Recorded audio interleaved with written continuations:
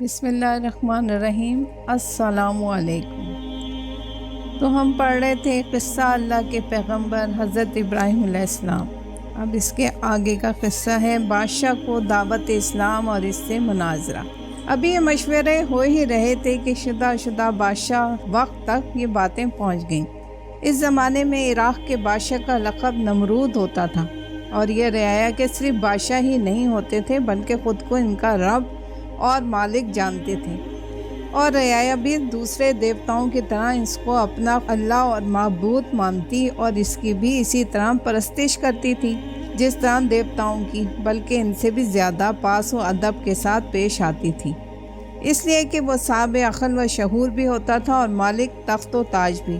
نمرود کو جب یہ معلوم ہوا تو آپے سے باہر ہو گیا اور سوچنے لگا کہ اس شخص کی پیغمبرانہ تبلیغ دعوت کی اس سرگرمیاں اگر اسی طرح جاری رہیں تو یہ میری ربوبیت، مالوکیت اور الوہیت سے بھی سب رعایا کو برگشتہ کر دے گا، اور اس طرح باپ دادا کے مذہب کے ساتھ ساتھ میری سلطنت بھی زوال میں آ جائے گی۔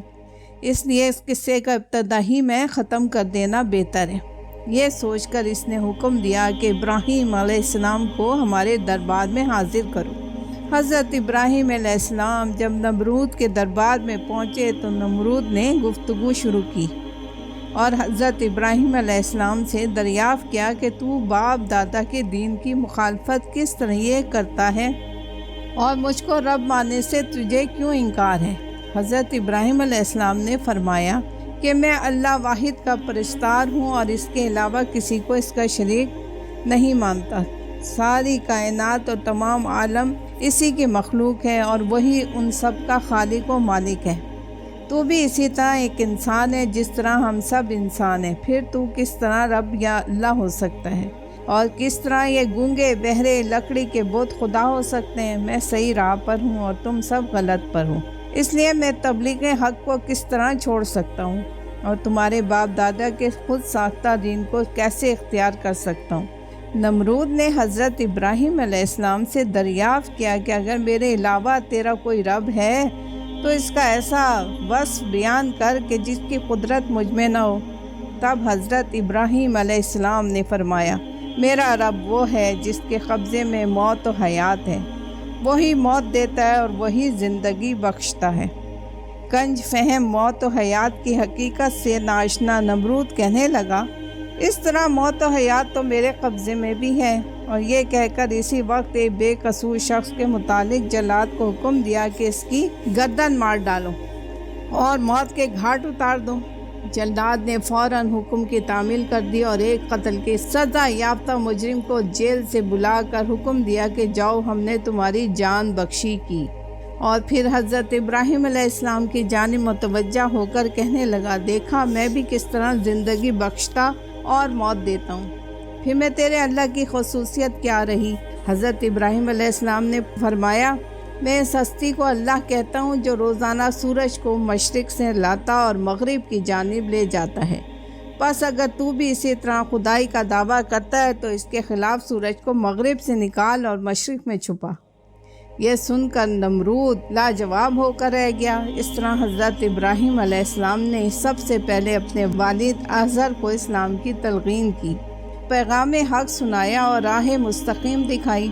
اس کے بعد عوام اور جمہور کے سامنے اس دعوت کو عام کیا اور سب کو امر حق تسلیم کرانے کے لیے فطرت کے بہترین اصول دلائل کو پیش فرمایا، اور نرمی، شیریں کلامی، مضبوط و محکم اور روشن حجت و دلیل کے ساتھ ان پر حق کو واضح کیا، اور سب سے آخر میں بادشاہ نمرود سے مناظرہ کیا اور اس پر روشن کر دیا کہ ربوبیت و الوہیت کا حق اللہ واحد ہی کے لیے سزاوار ہے، اور بڑے سے بڑا شہنشاہ کو بھی یہ حق نہیں ہے کہ وہ اس کی ہمسری کا دعویٰ کرے، کیونکہ وہ اور ساری دنیا اسی کی مخلوق ہے اور وجود و عدم کی قید و بند میں گرفتار، مگر اس کے باوجود کہ بادشاہ اظہر اور جمہورود حضرت ابراہیم علیہ السلام کے دلائل سے لاجواب تھے اور دلوں میں قائل بلکہ بتوں کے واقعے میں تو زبان سے بھی اقرار کرنا پڑا کہ ابراہیم علیہ السلام جو کچھ کہتا ہے وہی حق ہے اور صحیح اور درست، تاہم ان میں سے کسی نے رائے مستقیم کو اختیار نہ کیا اور قبول حق سے مخرف ہی رہے۔ اور اتنا ہی نہیں بلکہ اس کے برعکس اپنی ندامت و ذلت سے متاثر ہو کر بہت زیادہ غیظ و غضب میں آ گئے، اور بادشاہ سے رعایا تک سب نے فیصلہ کر لیا کہ دیوتاؤں کی توہین اور باپ دادا کے دین کی مخالفت میں حضرت ابراہیم علیہ السلام کو دہکتی ہوئی آگ میں جلا دینا چاہیے، کیونکہ ایسے سخت مجرم کی سزا یہی ہو سکتی ہے، اور دیوتاؤں کی تحقیر کا انتقام اسی طرح لیا جا سکتا ہے، آگ کا سرد ہو جانا۔ اس مرحلے پہ پہنچ کر حضرت ابراہیم علیہ السلام کی جستجو کا معاملہ ختم ہو گیا، اور اب دلائل و برہانیت کی قوت کے مقابلے میں مادی طاقت نے مظاہرہ شروع کر دیا۔ باپ اس کا دشمن، جمہور اس کی مخالفت، اور بادشاہ وقت اس کے در پہ آزار، ایک ہستی اور ہر چار جانب سے مخالفت کی آواز، دشمنی کے نعرے اور نفرت و حقارت کے ساتھ سخت انتقام اور خوفناک سزا کے ارادے۔ ایسے وقت میں ان کی مدد کون کرے اور ان کی حمایت کا سامان کس طرح مہیا ہو؟ مگر حضرت ابراہیم علیہ السلام کو نہ اس کی پرواہ تھی اور نہ اس کا خوف۔ وہ اسی طرح بے خوف و خطر اور ملامت کرنے والوں کی ملامت سے بے نیاز اعلان حق میں سرشار اور دعوت و ہدایت میں مشغول تھے۔ البتہ ایسے نازک وقت میں جب تمام مادی سہارے ختم، دینوی اسباب ناپید اور حمایت و نصرت کے ظاہری اسباب منفوخ ہو چکے تھے، حضرت ابراہیم علیہ السلام کو اس وقت بھی ایک ایسا بڑا زبردست سہارا حاصل تھا جو تمام سہاروں کا سہارا اور تمام نصرتوں کا ناصر کہا جاتا ہے، اور وہ اللہ واحد کا سہارا تھا۔ اس نے اپنے جلیل القدر پیغمبر، قوم کے عظیم المرتب ہادی اور رہنما کو بے یار و مددگار نہ رہنے دیا، اور دشمنوں کے تمام منصوبوں کو خاک میں ملا دیا۔ ہوا یہ کہ نمرود اور قوم نے حضرت ابراہیم علیہ السلام کی سزا کے لیے ایک مخصوص جگہ بنوائی، اور اس میں کئی روز مسلسل آگ دہکائی گئی، حتیٰ کہ اس کے شعلوں میں سے قرب و جوار کی اشیاء تک جھلسنے لگیں۔ جب اس طرح بادشاہ اور قوم کو کامل اطمینان ہو گیا کہ اب حضرت ابراہیم علیہ السلام کے اس سے بچ نکلنے کی کوئی صورت باقی نہیں رہی، تب ایک گھوپن میں حضرت ابراہیم علیہ السلام کو بٹھا کر دہکتی ہوئی آگ میں پھینک دیا گیا۔ اس وقت آگ میں جلانے کی تاثیر بخشنے والے نے آگ کو حکم دیا کہ وہ حضرت ابراہیم علیہ السلام پر اپنی سوزش کا اثر نہ کرے، اور ناری عناصر کا مجمع ہوتے ہوئے بھی اس کے حق میں سلامتی کے ساتھ سد پڑ جائے۔ آگ اسی وقت حضرت ابراہیم علیہ السلام کے حق میں برد و سلام بن گئی، اور دشمن ان کو کسی قسم کا نقصان نہ پہنچا سکے، اور حضرت ابراہیم علیہ السلام دہکتی ہوئی آگ سے سالم و محفوظ دشمنوں کے نرخے سے نکل آئے۔ بدبخت قوم نے کچھ نہ سنا اور کسی طرح رشد و ہدایت کو قبول نہ کیا، اور حضرت ابراہیم علیہ السلام کی بیوی حضرت سارہ رضی اللہ تعالیٰ عنہ اور ان کے برادر زادہ حضرت لوط علیہ السلام کے علاوہ کوئی ایک بھی ایمان نہیں لایا، اور تمام قوم نے حضرت ابراہیم علیہ السلام کو جلا دینے کا فیصلہ کر لیا اور دہتی ہوئی آگ میں ڈال دیا۔ اور جب اللہ تعالیٰ نے دشمنوں کے ارادوں کو ذلیل و رسوا کر دیا تو حضرت ابراہیم علیہ السلام نے ارادہ کیا کہ اب مجھے کسی ایسی آبادی میں ہجرت کر کے چلے جانا چاہیے جہاں اللہ کی آواز گوش حق نیوش سے سنی جائے۔ اللہ کی زمین تنگ نہیں ہے، یہ نہیں اور صحیح میرا کام پہنچانا ہے، اللہ اپنے دین کی اشاعت کا سامان خود پیدا کر دے گا۔ حضرت ابراہیم علیہ السلام اپنے والد ازر اور قوم سے جدا ہو کر فرات کے غربی کنارے کے قریب ایک بستی میں چلے گئے جو قلعہ ندیب کے نام سے مشہور ہے۔ یہاں کچھ عرصہ قیام کیا۔ حضرت لوط علیہ السلام اور حضرت سارہ رضی اللہ تعالیٰ عنہ ہم سفر رہیں، اور کچھ دنوں کے بعد یہاں سے حزان یا حران کی جانب روانہ ہو گئے اور وہاں دین حنیف کی تبلیغ شروع کر دی، مگر اس عرصے میں برابر اپنے والد ازر کے لیے بارگاہ الہی میں استغفار کرتے اور اس کی ہدایت کے لیے دعا مانگتے رہے، اور یہ سب کچھ اس لیے کیا کہ وہ نہایت رقیع القلب، رحیم اور بہت ہی نرم دل و بردبار تھے۔ اس لیے ازر کی جانب سے ہر قسم کی عداوت کے مظاہروں کے باوجود انہوں نے ازر سے وعدہ کیا تھا کہ اگرچہ میں تجھ سے جدا ہو رہا ہوں اور افسوس کہ تو نے اللہ کی رشد و ہدایت پر توجہ نہ کی، تاہم میں برابر تیرے حق میں اللہ سے مغفرت کی دعا کرتا رہوں گا۔ آخر کار حضرت ابراہیم علیہ السلام کو وحی الہی نے مطلع کیا کہ ازر ایمان لانے والا نہیں ہے، اور یہ انہی اشخاص میں سے ہے جنہوں نے نیکی کو دفن کر کے خود کو عذاب کا مستحق بنا لیا۔ حضرت ابراہیم علیہ السلام کو جب یہ معلوم ہو گیا تو آپ علیہ السلام نے ازر سے اپنی برات کا صاف صاف اعلان کر دیا کہ جو امید مہم میں نے لگا رکھی تھی وہ اب ختم ہو گئی، اس لیے اب استغفار کا سلسلہ بے محل ہے۔ ہجرت فلسطین۔ حضرت ابراہیم علیہ السلام اس طرح تبلیغ کرتے کرتے فلسطین پہنچے۔ اس سفر میں بھی ان کے ہمراہ حضرت سارہ رضی اللہ تعالیٰ عنہا، حضرت لوط علیہ السلام اور حضرت لوط علیہ السلام کی بیوی بھی تھیں۔ جب حضرت عثمان ذوالنورین رضی اللہ تعالیٰ عنہ اپنی زوجہ مطہرہ حضرت رقیہ بنت رسول صلی اللہ علیہ وآلہ وسلم کے ساتھ حبشہ کو ہجرت کر گئے تو رسول اکرم حضرت محمد صلی اللہ علیہ وسلم نے فرمایا، بلا شبہ لوط علیہ السلام کے بعد عثمان رضی اللہ تعالیٰ عنہ پہلے مہاجر ہیں جنہوں نے اپنی بیوی سمیت ہجرت کی۔ حضرت ابراہیم علیہ السلام نے فلسطین کے غربی اطراف میں سکونت اختیار کی اور اس زمانے میں یہ علاقہ کنانیوں کے زیر اقتدار تھا۔ پھر قریب ہی شکیم نبرس میں چلے گئے اور وہاں کچھ عرصہ قیام کیا۔ یہاں بھی زیادہ مدت قیام نہیں فرمایا اور غریب ہی کی جانب بڑھتے گئے۔ حضرت ابراہیم علیہ السلام اپنی بیوی سارہ رضی اللہ تعالیٰ عنہ اور اپنے برادر زادہ حضرت لوط علیہ السلام کے ساتھ مصر تشریف لے گئے، اور یہ وہ زمانہ ہے جب کہ مصر کی حکومت ایسے خاندان کے ہاتھ میں تھی جو سامی قوم سے تعلق رکھتا تھا اور اس طرح حضرت ابراہیم علیہ السلام سے نسبی سلسلے میں وابستہ تھا۔ فرعون مصر کو یقین ہو گیا کہ حضرت ابراہیم علیہ السلام اور اس کا خاندان اللہ کا مقبول اور برگزیدہ خاندان ہے۔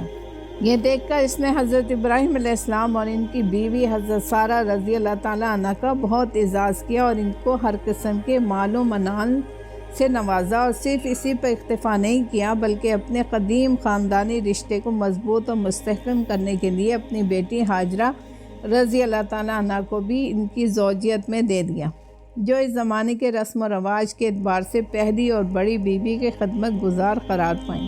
حضرت ابراہیم علیہ السلام نے حضرت سارہ رضی اللہ تعالیٰ عنہ اور حضرت ہاجرہ رضی اللہ تعالیٰ عنہ کے علاوہ ایک اور شادی کی تھی۔ ان کا بیوی کا نام قطورہ تھا۔ ان کے بدن سے حضرت ابراہیم علیہ السلام کے 6 بیٹے زمران، یقظان، مدان، مدیان، یشباق اور شوہا پیدا ہوئے، اور یقظان سے سبا اور دوآن پیدا ہوئے، اور ان کے فرزند اسواری، لفوسی اور لوہی تھے، اور مدیان کے فرزند اسفا، غفر، قیوب اور دعا تھے۔ یہ سب بنی قطورہ تھے۔ مدین یا مدیان کی نسل نے اپنی آبادی اپنے باپ کے نام مدین پر بسائی اور یہ اصحاب مدین کہلائے۔ حضرت ابراہیم علیہ السلام کے پوتے ودان کی نسل اصحاب الایکا کے نام سے مشہور ہوئی۔ یہی اصحاب مدین اور اصحاب الایکا 2 قوتیں جن میں ہدایت و سعادت کی پیغمبری کے لیے حضرت شعیب علیہ السلام کا ظہور ہوا۔ حضرت ابراہیم علیہ السلام اور حق الیقین کی طلب۔ حضرت ابراہیم علیہ السلام کو حقائق اشیاء کی جستجو اور طلب کا تب بھی ذوق تھا، اور وہ ہر شے کی حقیقت تک پہنچنے کی کوشش میں اپنی زندگی کا خاص مقصد سمجھتے تھے، تاکہ ان کے ذریعے ذات واحد اللہ جلالہ کی ہستی، ان کی وحدانیت اور اس کی قدرت کاملہ کے متعلق علم الیقین کے بعد حق الیقین حاصل کر سکیں۔ آزر جمہور اور نمرود کے ساتھ مناظروں میں ان کے اس طبی ذوق کا بخوبی پتہ چلتا ہے۔ اس لیے حضرت ابراہیم علیہ السلام نے حیات بعد الممات یعنی مر جانے کے بعد جی اٹھنے کے متعلق اللہ تعالیٰ سے یہ سوال کیا کہ وہ کس طرح ایسا کرے گا۔ اللہ تعالیٰ نے حضرت ابراہیم علیہ السلام سے فرمایا، اے ابراہیم علیہ السلام، کیا تم اس مسئلے پر یقین و ایمان نہیں رکھتے؟ حضرت ابراہیم علیہ السلام نے فوراً جواب دیا، کیوں نہیں، میں بلا توقف اس پر ایمان رکھتا ہوں، لیکن میرا یہ سوال ایمان و یقین کے خلاف اس لیے نہیں ہے کہ میں علم الیقین کے ساتھ ساتھ عین الیقین اور حق الیقین کا خواستگار ہوں۔ میری تمنا یہ ہے کہ تم مجھ کو آنکھوں سے مشاہدہ کرا دے کہ حیات بعد الممات کی شکل کیا ہوگی۔ تب اللہ تعالیٰ نے فرمایا کہ اچھا، اگر تم کو اس کے مشاہدہ کرنے کی طلب ہے تو چند پرندے لو اور ان کے ٹکڑے ٹکڑے کر کے سامنے والے پہاڑ پر ڈال دو، اور پھر فاصلے پر کھڑے ہو کر ان کو پکارو۔ حضرت ابراہیم علیہ السلام نے ایسا ہی کیا۔ جب حضرت ابراہیم علیہ السلام نے ان کو آواز دی تو ان سب کے اجزاء علیحدہ علیحدہ ہو کر فوراً اپنی اپنی شکل پر آ گئے اور زندہ ہو کر حضرت ابراہیم علیہ السلام کے پاس اڑتے ہوئے چلے آئے۔ ان مسلسل واقعات سے بہت سے مساہر و عبارت حاصل ہونے کے علاوہ ایک سب سے اہم بات یہ ظاہر ہوتی ہے کہ حضرت ابراہیم علیہ السلام کی شخصیت منصب نبوت اور رسالت میں بھی خاص امتیازی شان رکھتی ہے۔ یوں تو اللہ کا ہر ایک پیغمبر توحید کا داعی اور شرک کا دشمن ہے، اور اس لیے تمام انبیاء علیہ السلام کی تعلیمات میں یہ 2 باتیں قدر مشترک کی حیثیت رکھتی ہیں۔ بلکہ روحانی دعوت اور ارشاد کے اساس و نبیہ بنیاد صرف انہیں 2 مسئلوں پر قائم ہے، مگر یہ خصوصیت حضرت ابراہیم علیہ السلام ہی کے حصے میں آئی تھی کہ اس دنیا میں وہ پہلی ہستی ہیں جنہیں اس رائے عظمیت میں سخت سے سخت آزمائشوں اور کڑی سے کڑی مصیبتوں کا سامنا کرنا پڑا، اور وہ ان مصائب کے مقابلے میں کامران و کامیاب ثابت ہوئے۔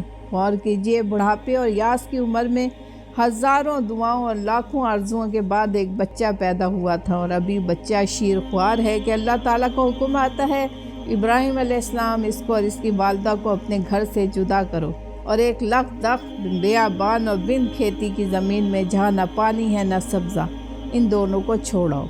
پھر کیا ہوا کہ حضرت ابراہیم علیہ السلام نے ایک لمحہ بھی تحمل کیا، اور تعمیر ارشاد میں کسی قسم کا کوئی عذر سامنے آیا نہیں، ہرگز نہیں، بلکہ بے چموا چرا ان دونوں کو مکہ کی سرزمین پر چھوڑائے۔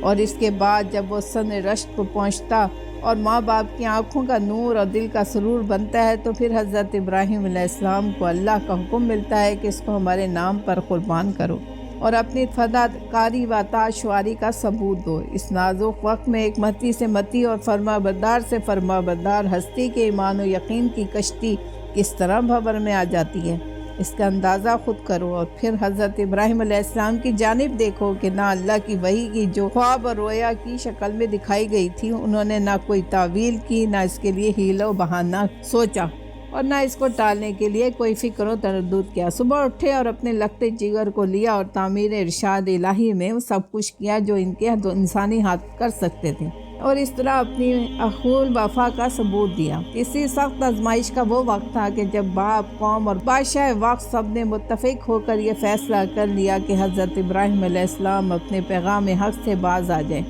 ورنہ ان کو دہکتی ہوئی آگ میں ڈال کر خاستر کر دیا جائے۔ تب ظالموں کا یہ فیصلہ اور اتحاد کیا حضرت ابراہیم علیہ السلام کے قدم ڈگمگا سکا؟ نہیں، بلکہ وہ ایک عزم کا پہاڑ بن کر اسی طرح اپنی جگہ کھڑے رہے، پیغام حق اور اللہ کی ہدایت کو اسی طرح عزم کے ساتھ سناتے رہے جس طرح شروع سے کرتے رہے تھے۔ پھر دشمنوں نے جو کچھ کہا تھا آخر کر دکھایا، ان کو دہکتی ہوئی آگ میں جھونک دیا، مگر حضرت ابراہیم علیہ السلام کے سکون و اطمینان میں کوئی فرق نہیں آیا۔ البتہ دشمنوں کی دشمنی اور ان کے تمام مکر و فریب کو حضرت ابراہیم علیہ السلام کے اللہ نے خاک میں ملا دیا، اور آگ کے شعلے ان کے لیے برد و سلامت بن گئے۔ اس طرح حضرت ابراہیم علیہ السلام اپنی قومی قوی و تر نگہبان کے زیر سایہ سعادت و ہدایت کے فیضان سے بندگان اللہ کو برابر منور و روشن کرتے رہے، اور ان کی جرأت حق اور دعوت علی اللہ تیز تر ہو گئی۔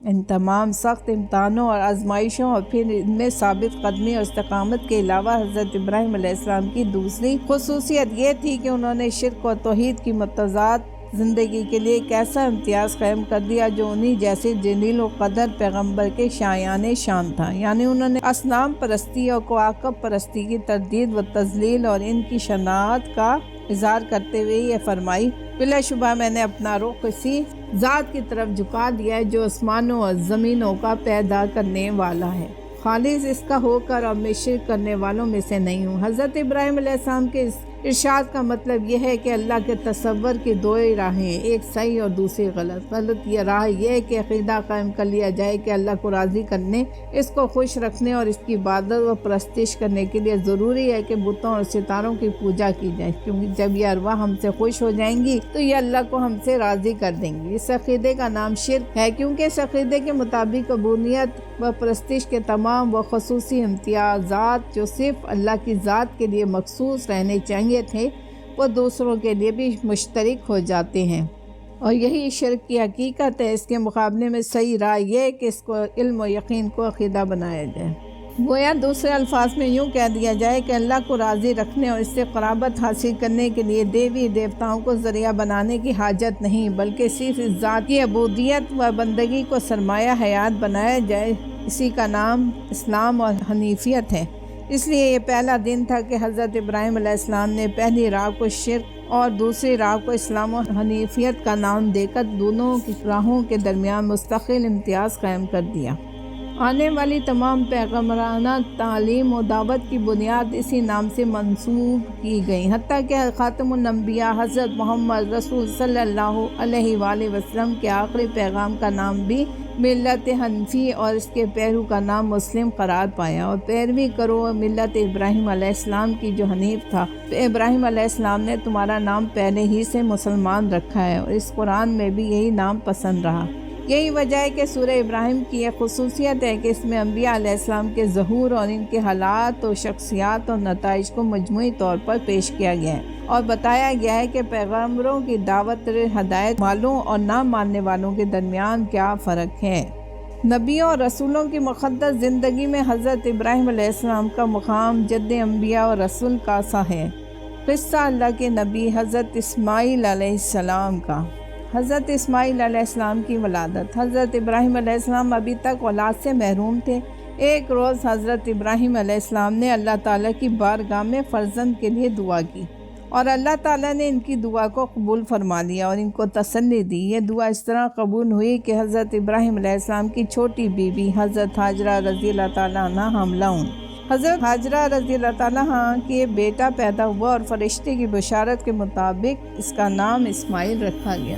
حضرت ہاجرہ رضی اللہ تعالیٰ عنہ کے بدن سے حضرت اسماعیل علیہ السلام کا پیدا ہو جانا حضرت سارہ رضی اللہ تعالیٰ عنہ پر بے حد شاق گزرا۔ حضرت ابراہیم علیہ السلام کی پہلی اور بڑی بیوی قدیم سے گھر کی مالکہ ہاجرہ چھوٹی بیوی اور ان کی خدمت گزار، یہ سب باتیں تھیں جنہوں نے بشرا تقاضے کے پیش نظر حضرت اسماعیل علیہ السلام کی ولادت کو حضرت سارہ رضی اللہ تعالیٰ عنہ کے لیے سہانے روح بنا دیا تھا۔ اس لیے حضرت سارہ رضی اللہ تعالیٰ عنہ نے حضرت ابراہیم علیہ السلام سے اصرار کیا کہ ہاجرہ اور اس کا بچہ اسماعیل علیہ السلام میری نگاہ کے سامنے نہ رہیں، ان کو علیحدہ کسی جگہ لے جاؤ۔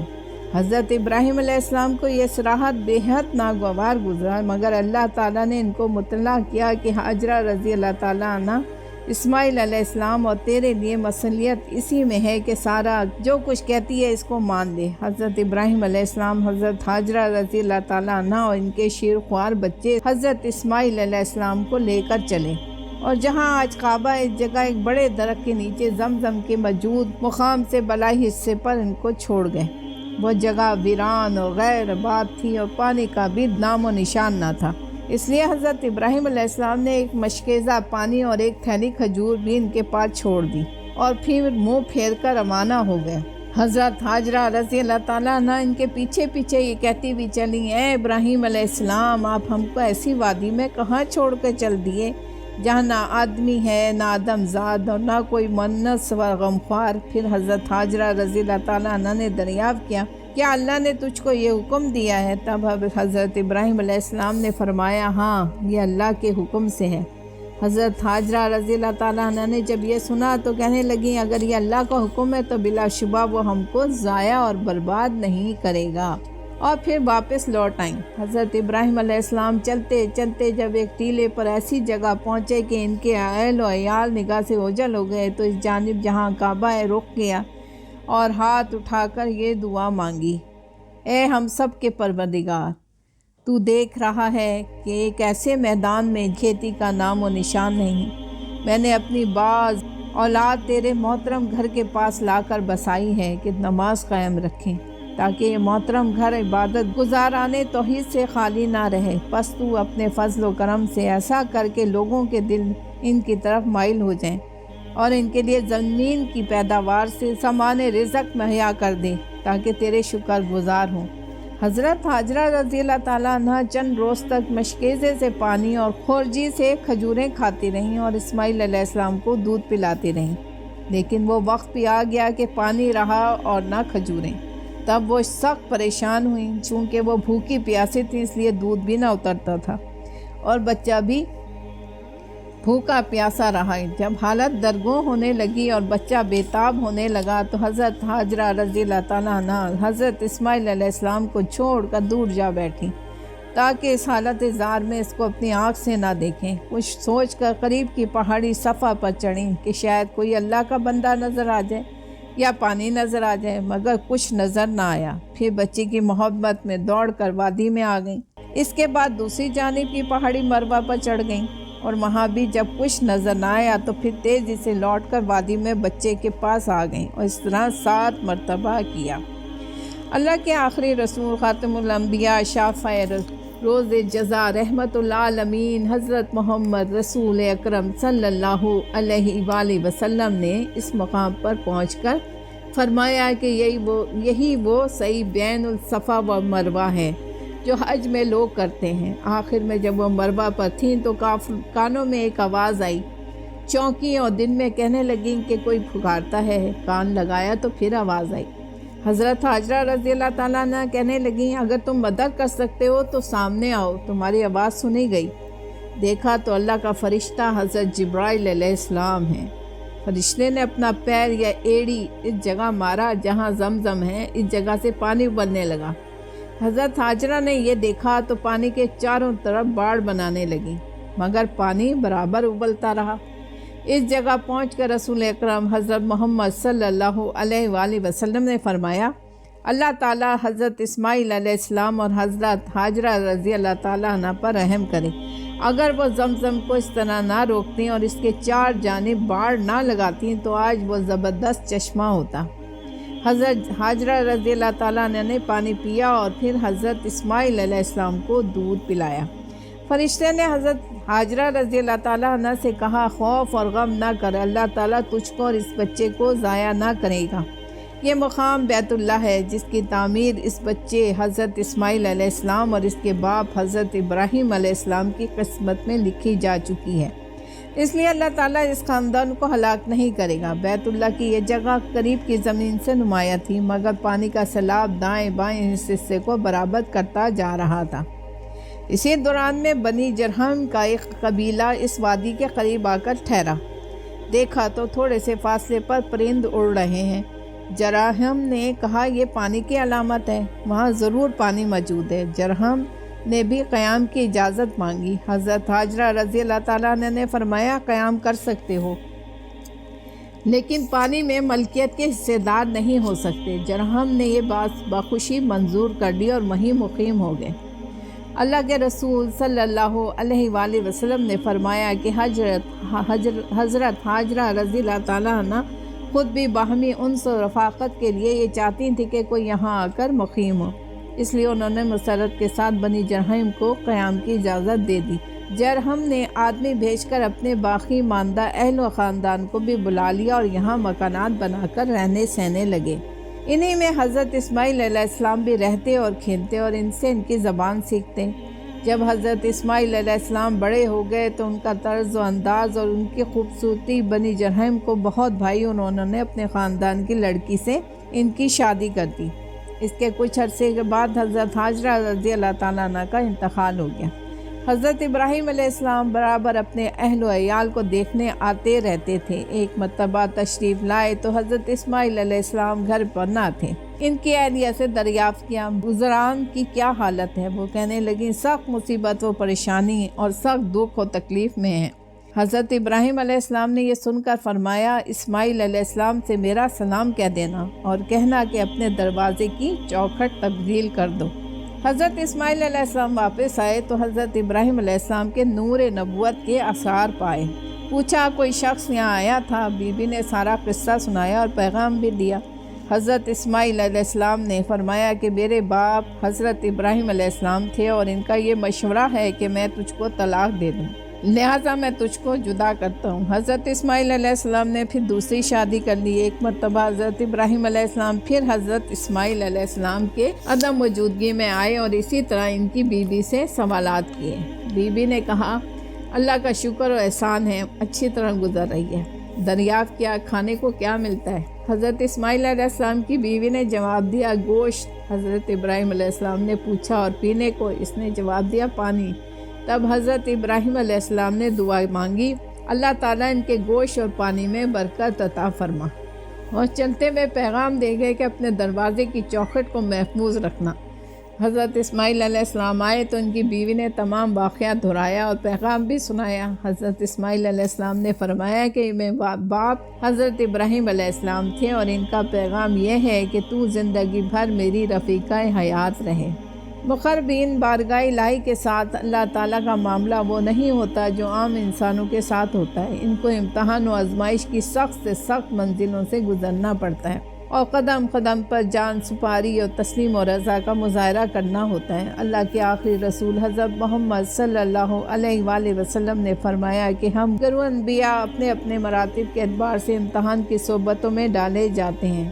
حضرت ابراہیم علیہ السلام بھی چونکہ جلیل القدر نبی اور پیغمبر تھے، اس لیے ان کو بھی مختلف آزمائشوں سے دوچار ہونا پڑا اور اپنی جلالت قدر کے لحاظ سے ہر دفعہ امتحان میں کامل و مکمل ثابت ہوئے۔ جب ان کو آگ میں ڈالا گیا تو اس وقت جس صبر اور قضاء الہی کا انہوں نے ثبوت دیا اور جزم، عزم و استقامت کو پیش کیا اور ان کا حصہ تھا۔ اس کے بعد جب حضرت اسماعیل علیہ السلام اور حضرت ہاجرہ رضی اللہ تعالیٰ عنہ کو فاران کے بیابان میں چھوڑ آنے کا حکم ملا تو وہ بھی معمولی امتحان نہ تھا، سخت آزمائش کا وقت تھا۔ بڑھاپے اور پیری کی تمناؤں کے مرکز، راتوں اور دنوں کی دعاؤں کے ثمر اور گھر کے چشم و چراغ حضرت اسماعیل علیہ السلام کو صرف حکم الہی کی تعمیل میں ایک بے آب و گیاں جنگل میں چھوڑتے ہیں اور پیچھے مڑ کر بھی اس کی طرف نہیں دیکھتے کہ کہیں ایسا نہ ہو کہ شفقتیں پدری جوش میں آ جائے اور امر الہی میں کوئی لرزش ہو جائے۔ یہی کہ حضرت ابراہیم علیہ السلام 3 شب مسلسل خواب دیکھتے ہیں کہ اللہ تعالیٰ فرماتا ہے، ابراہیم علیہ السلام ہماری راہ میں اپنے اکلوتے بیٹے کی قربانی دیں۔ انبیاء علیہ السلام کا خواب روئے صادقہ اور وحی الہی ہوتا ہے، اس لیے حضرت ابراہیم علیہ السلام رضا و تسلیم کا پیکر بن کر تیار ہو گئے کہ اللہ کے حکم کی جلد سے جلد تعمیر کریں۔ مگر چونکہ یہ معاملہ تنہا اپنی ذات سے وابستہ نہ تھا بلکہ اس آزمائش کا دوسرا جز وہ بیٹا تھا جس کی قربانی کا حکم دیا گیا تھا، اس لیے باپ نے بیٹے کو اپنا خواب اور اللہ کا حکم سنایا۔ بیٹا حضرت ابراہیم علیہ السلام جسے مجد انبیاء و رسول کا بیٹا تھا فوراً سر تسلیم خم کر دیا اور کہنے لگا کہ اگر اللہ کی یہی مرضی ہے تو اللہ تعالیٰ تو انشاءاللہ آپ مجھ کو صابر پائیں گے۔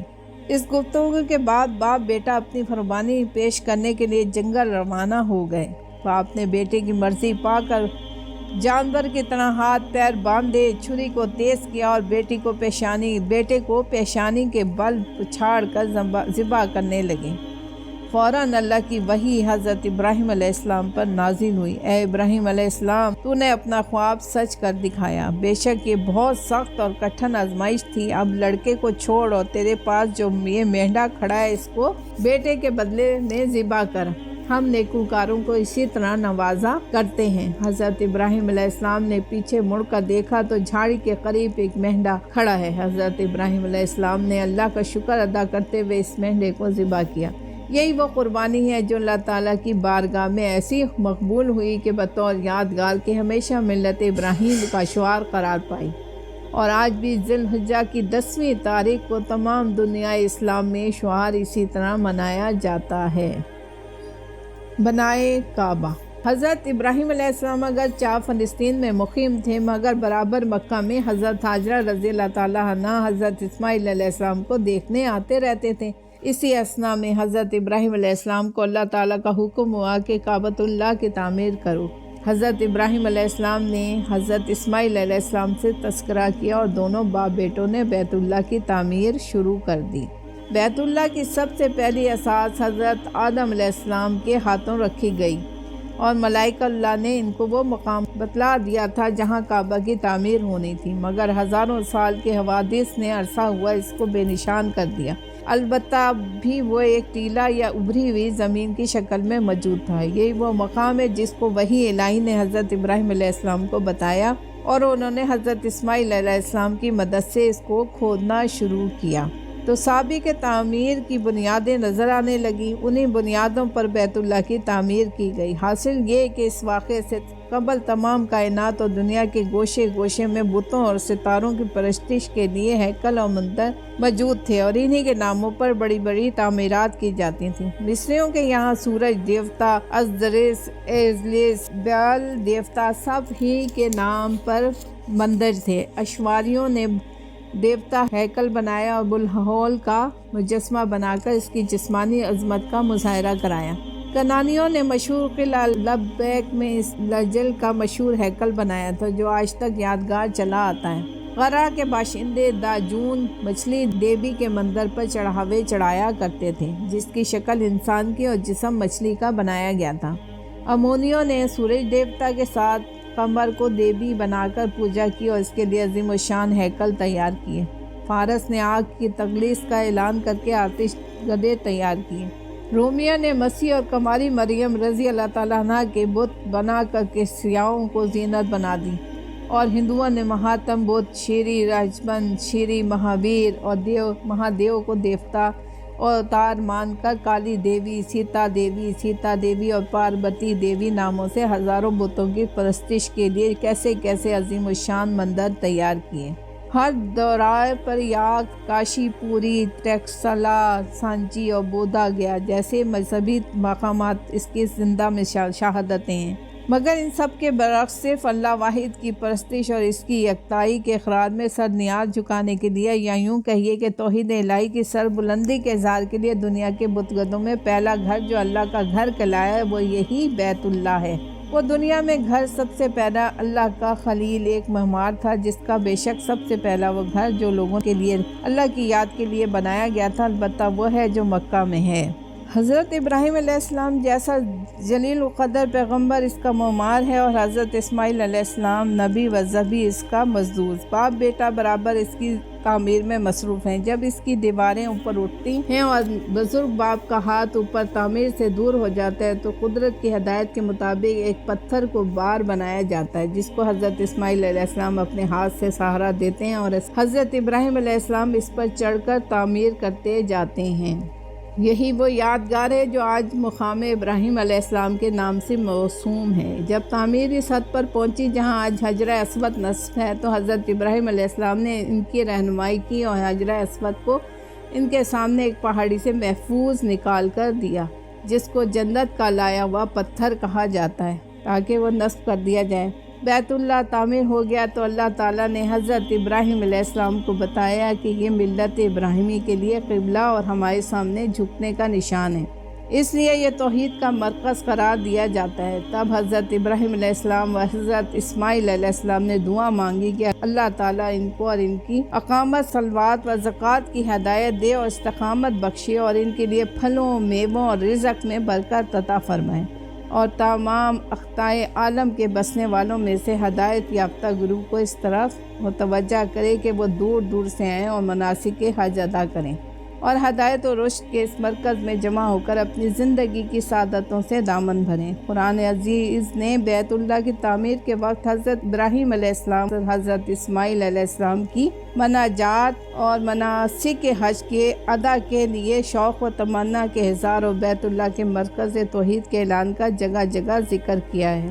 ان آیات میں واضح کیا ہے بلا شبہ پہلا گھر جو انسان کے لیے اللہ کی پرستش کا مرکز بنایا گیا ہے وہ یہی عبادت گاہ ہے جو مکہ میں ہے، برکت والا اور تمام انسانوں کے لیے سرچشمہ ہدایت۔ اس میں دین حق کی روشن نشانیاں ہیں۔ حضرت ابراہیم علیہ السلام کے کھڑے ہونے اور عبادت کرنے کی جگہ جو اس وقت سے لے کر آج تک بغیر کسی شک و شبہ کے مشہور و معین ہے، جو کوئی اس کے حدود میں داخل ہو وہ امن و حفاظت میں آ گیا، اور ازاں جملہ یہ کہ اللہ کی طرف سے لوگوں کے لیے یہ بات ضروری ہو گئی ہے کہ اگر مکہ معظمہ تک پہنچنے کی استطاعت پائیں تو اس گھر کا حج کریں۔ جو کوئی اس حقیقت سے انکار کرے اور اس مقام کی پاکی و فضیلت کا اعتراف نہ کرے تو یاد رکھو اللہ کی ذات تمام دنیا سے بے نیاز ہے، وہ اپنے کاموں کے لیے کسی فرد اور قوم کا محتاج نہیں ہے۔ پھر دیکھو جب ایسا ہوا تھا کہ ہم نے مکہ کے اس گھر کو یعنی خانہ کعبہ کو انسانوں کے گرد آباری کا مرکز اور امن و حرکت کا مقام ٹھہرا دیا، حضرت ابراہیم علیہ السلام اور حضرت اسماعیل علیہ السلام کو حکم دیا تھا کہ ہمارے نام پر جو گھر بنایا گیا ہے اسے طواف کرنے والوں، عبادت کے لیے ٹھہرنے والوں اور رکوع اور سجود کرنے والوں کے لیے ہمیشہ پاک رکھنا، اور ظلم و مصیبت سے، گندگیوں سے آلودہ نہ کرنا۔ اور پھر جب ایسا ہوا تھا کہ حضرت ابراہیم علیہ السلام نے اللہ کے حضور دعا مانگی تھی، اے پروردگار اس جگہ کو جو دنیا کے آباد سر زمینوں سے دور اور سر سبزی و شادابی سے یک قلم محروم ہے، امن و امان کا ایک آباد شہر بنا دے، اور اپنے فضل و کرم سے ایسا کر کہ یہاں کے بسنے والوں میں جو لوگ تجھ پر اور آخرت کے دین پر ایمان رکھنے والے ہوں ان کے رزق کے لیے ہر طرح کی پیداوار مہیا ہو جائے۔ اس پر ارشاد الہی ہوا تھا کہ تمہاری دعا قبول کی گئی اور یہاں کے باشندوں میں سے جو کوئی کفر کا شیوہ اختیار کرے گا سو اسے بھی ہم سر و سامان رزق سے فائدہ اٹھانے دیں گے، البتہ یہ فائدہ اٹھانا بہت تھوڑا ہوگا، کیونکہ بالآخر سے پاداش عمل میں 4 ہونا 4 دوزخ میں جانا ہے، اور جو وقت نعمت کی راہ چھوڑ کر عذاب کی راہ اختیار کر لے تو کیا ہی بری اس کی راہ ہے۔ جب حضرت ابراہیم علیہ السلام خانہ کعبہ کی بنیاد چن رہے تھے اور حضرت اسماعیل علیہ السلام بھی ان کے ساتھ شریک تھے، ان کے ہاتھ تو پتھر چن رہے تھے اور دل و زبان پر یہ دعا طاری تھی: اے پروردگار، ہم تیرے 2 عاجز بندے تیرے مقدس نام پر اس گھر کی بنیاد رکھ رہے ہیں، ہمارا یہ عمل تیرے حضور مقبول ہو، بلا شبہ تو ہی جو دعاؤں کا سننے والا اور مسائل عالم کا جاننے والا ہے۔ اے پروردگار، اپنے فضل و کرم سے ہمیں ایسی توفیق دے کہ ہم سچے مسلم یعنی تیرے حکموں کے فرما بردار ہوں۔ اللہ ہمیں عبادت کے سچے طور طریقے بتا دے اور ہمارے قصوروں سے درگزر کر، بلا شبہ تیری ہی ذات ہے جو الرحمت سے درگزر کرنے والی ہے۔ اے اللہ، اپنے فضل و کرم سے ایسا کر کے اس بستی کے بسنے والوں میں تیرا ایک رسول مابعوث ہو جو انہی میں سے ہو اور وہ تیری آیتیں پڑھ کر لوگوں کو سنائے۔ اے پروردگار، بلا شبہ تو ہی ذات ہے جو حکمت والی اور سب پر غالب ہے، اور وہ وقت یاد کرو جب ہم نے حضرت ابراہیم علیہ السلام کے لیے خانہ کعبہ کی جگہ مقرر کر دی اور حکم دیا کہ میرے ساتھ کسی چیز کو شریک نہ کر، اور میرا یہ گھر ان لوگوں کے لیے پاک رکھ جو طواف کرنے والے ہوں، عبادت میں سرگرم رہنے والے ہوں، رکوع و سجود میں جھکنے والے ہوں۔ حکم دیا کہ لوگوں میں حج کا اعلان پکار دے، لوگ تیری پاس دنیا کی تمام دور دراز راہوں سے آیا کریں گے، پا پیادہ اور ہر طرح کی سواریوں پر، جو مشقت سفر سے تھکی ہوئی ہوں گی۔ وہ اس لیے آئیں گے کہ اپنے فائدہ پانے کی جگہ میں حاضر ہو جائیں، اور ہم نے جو پالتو جانور بچہ پائے ان کے لیے مہیا کر دیے، ان کی قربانی کرتے ہوئے مقررہ دنوں میں اللہ کا نام لیں، پس قربانی کا گوشت خود بھی کھاؤ اور بھوکے فقیروں کو بھی کھلاؤ۔ پھر قربانی کے بعد وہ اپنے جسم و لباس کا میل کچیل دور کر دیں، یعنی ارحام اتار دیں، اپنی نظریں پوری کریں اور خانہ قدیم یعنی خانہ کعبہ کے گرد پھیرے لیں۔ جو کوئی اللہ کی ٹھہرائی ہوئی حرمتوں کی عظمت پانے اس کے لیے اس کے پروردگار کے حضور بڑی ہی بہتری ہے۔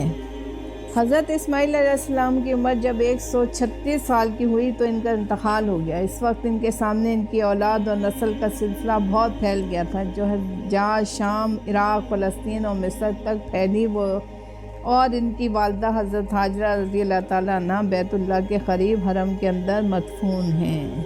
جزاک اللہ۔